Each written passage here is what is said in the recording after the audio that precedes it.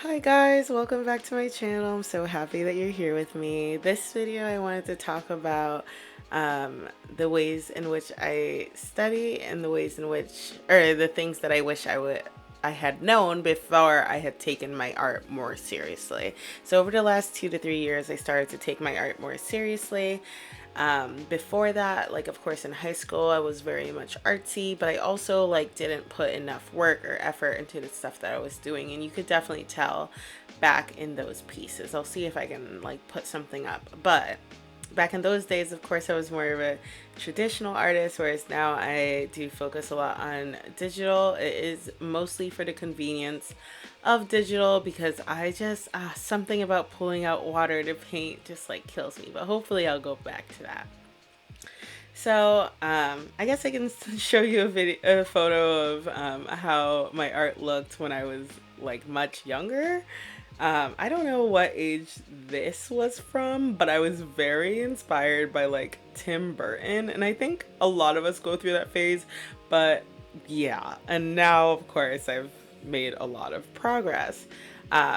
So something that I really, really, really wish that I had known when I started taking it more seriously. This isn't as true for like when I was younger and felt more confident and comfortable in making whatever decisions I wanted, because I didn't really have the pressure of social media and stuff like weighing down on me. In my head, I was a pretty good artist. Whereas I think like as soon as you start to like see more artists and believe yourself to not be that great of an artist, you start to nitpick the things you shouldn't be nitpicking.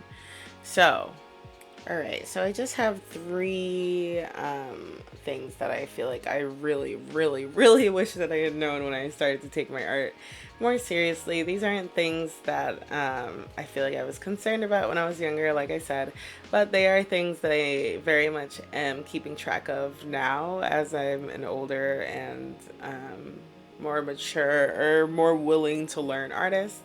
Number one is that copying is okay. I feel like you've heard this everywhere that copying is okay. If you really like a character, if you really like an artist, if you really like whatever, copy it. There's a lot that you can learn about yourself and your own process through trying to replicate the art of another artist. You're, of course, not going to get it to 100% like that other artist, and that, in fact, is a good thing. First of all, depending on what it is that's different, like you should work on color, you should work on form, you should work on light. There's like so many things that could be the reason that you didn't replicate it as well. And it's kind of like learning from life, where like of course you have like the apple and tomato. I'm like apple and tomato. Apple and tomato studies, that's immediately what comes to mind, because I don't know, something about drawing red fruits and vegetables. I feel like everyone kind of does that once after they finish doing the egg shading demo. But I feel like copying from other artists is pretty much a version of that practice of um, learning form through a 2D means, which is really complicated, or it sounds really complicated. And I think that's part of the benefit of learning from other people. Also, when you put together the artist that you want to copy, you start to realize what styles you're really interested in. And that's been pretty helpful for me over the last few years. I haven't been doing it enough, and it's because I have this guilt that, that just comes with copying, but like literally nothing I've made has looked like the work of the person that I feel like I was trying to copy. And when I say copy, I mean like copy but don't like post it anywhere. And I also mean that you don't need to copy like the exact piece.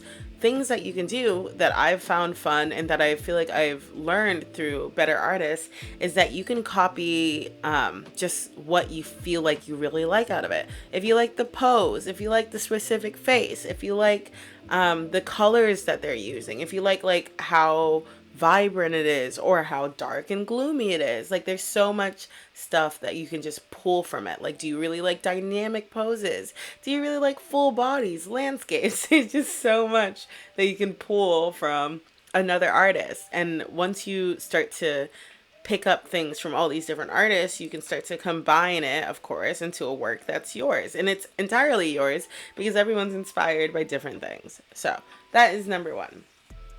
Number two is something that I feel like I need to hear more around artists: the power of completion. There is so much power in finishing a piece. You need to start finishing pieces.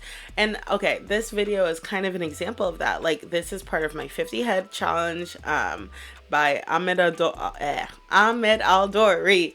He started his 50 head challenge, and because of the 50 head challenge, I've been forcing myself to complete a bunch of heads. And I, instead of deciding to sketch heads, I was like, well, I really need like that kick in the butt, so I am going to focus on finishing coloring a head. Or even if I was going to do a sketch, it would have to be a more completed sketch than what I'm generally used to.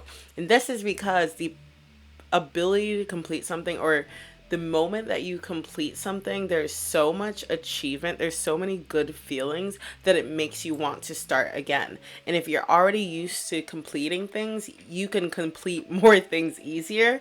I'm not sure if this makes sense, but it is something that you should keep track of. And it is, I think, probably one of the bigger reasons people say to draw and sketch every day, is because you get into the habit, of course, of sketching. And if you get in the habit of completing things, it makes your artwork less anxiety inducing.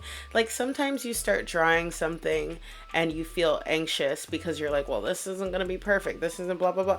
But if you've completed so many things, and you know that some of those things, or even most of those things, aren't perfect, and because you're completing things that aren't perfect, you get used to just like making things that you're okay with, instead of, I don't know, making one thing for the month and, you know, spending a lot of time being like, wow, this was kind of bad. Like, you know, you don't have as much time to dwell on how bad your art might be. And it, like, listen, it's almost never as bad as you think it is, ignoring those earlier photos of my art.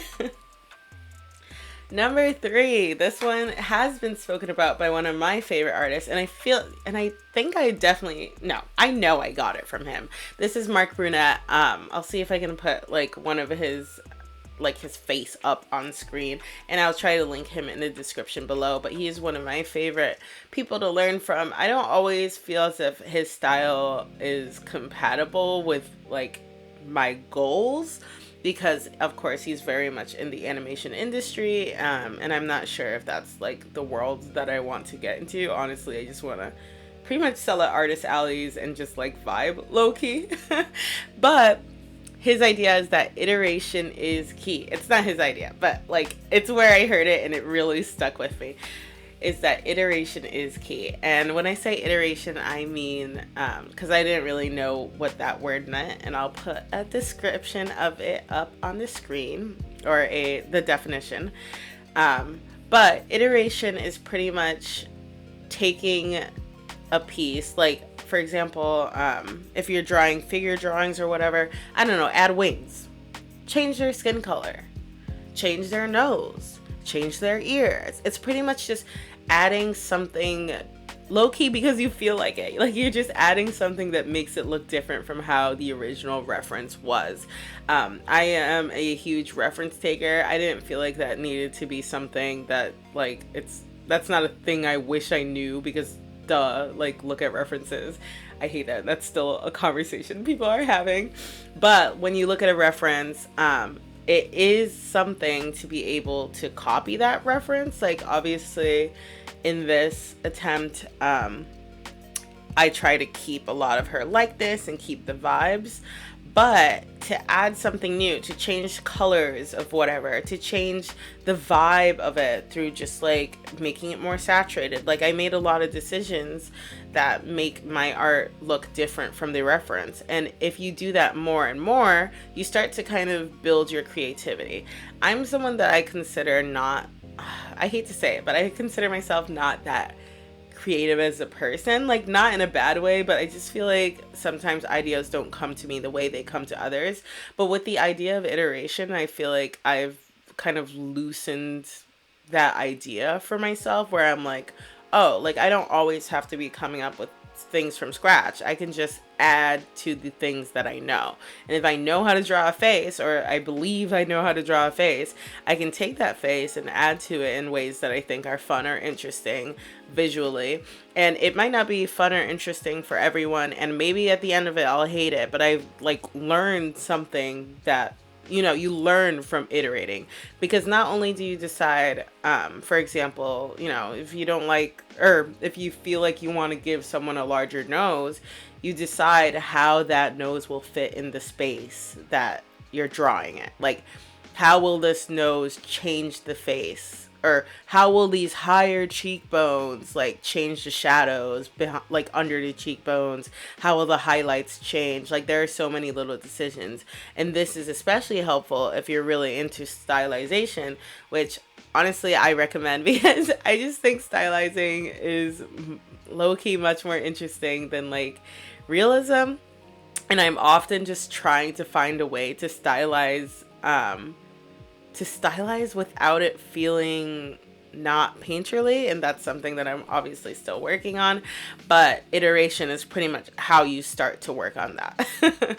So yes, those are my 3 things that I wish I knew when I started taking art more seriously. I really hope this helped someone out there. I feel like I felt really anxious when I was starting art again, like, oh, I need to learn all these concepts, and like, sure, like Drawbox is helpful, all of these ways to learn are helpful, but like the 3 things that I mentioned, low key, I feel like that's kind of all you need. Like, learn to copy. Obviously, you're not just copying from artists, you're copying from real life references.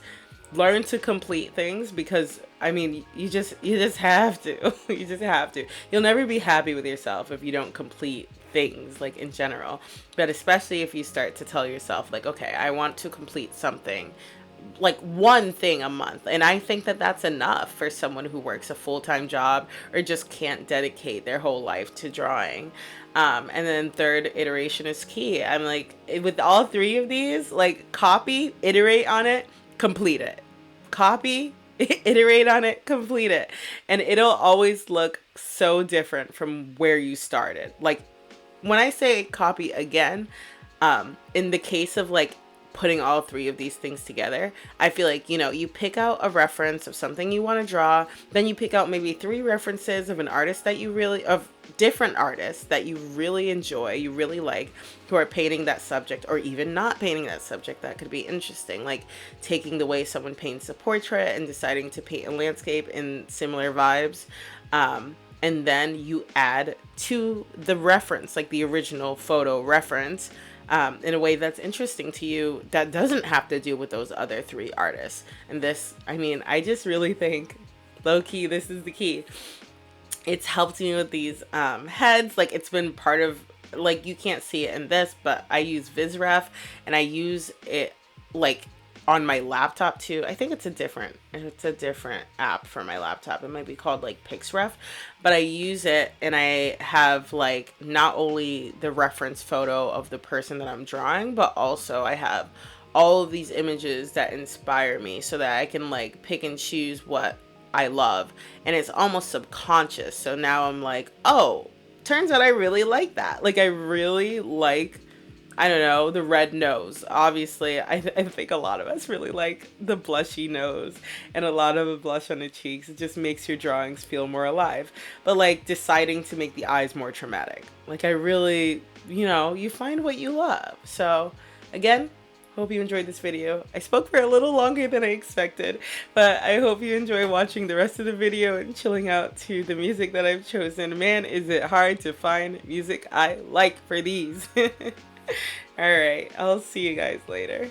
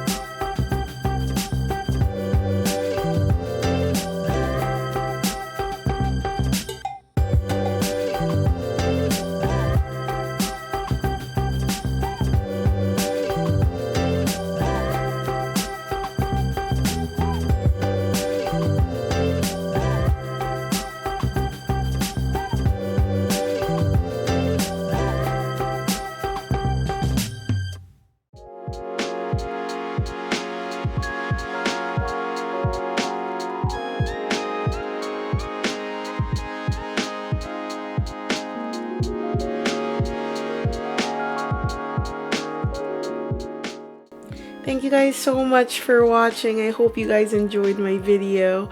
I hope you'll check out one of my other videos. Bye bye.